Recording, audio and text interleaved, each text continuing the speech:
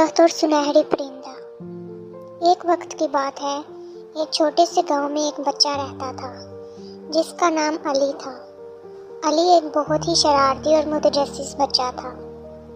ایک دن علی نے اپنی نانی اماں سے ایک کہانی سنی جس میں ایک جادوئی درخت کا ذکر تھا جو گاؤں کے باہر ایک جنگل میں تھا۔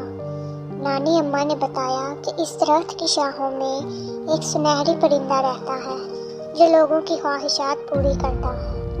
علی نے یہ سن کر فیصلہ کیا کہ وہ اس درخت کو ڈھونڈے گا اور سنہری پرندے سے اپنی خواہش پوری کروائے گا۔ ایک دن علی جنگل میں چلا گیا اور کئی گھنٹوں کی تلاش کے بعد اس نے واقعی ایک بہت بڑا اور خوبصورت درخت پایا جس کی شاخوں میں ایک سنہری پرندہ بیٹھا ہوا تھا۔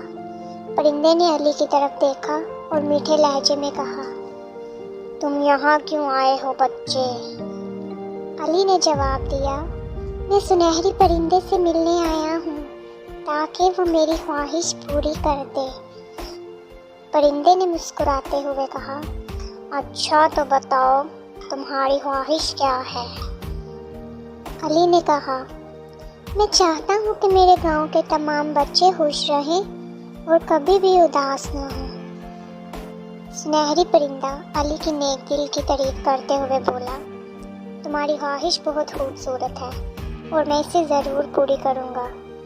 پرندے نے اپنی جادوئی طاقت سے گاؤں کے تمام بچوں کو خوشیوں اور مسکراہٹوں سے بھر دیا۔ جب علی واپس گاؤں پہنچا تو اس نے دیکھا کہ سب بچے کھیل رہے ہیں اور بہت خوش ہیں۔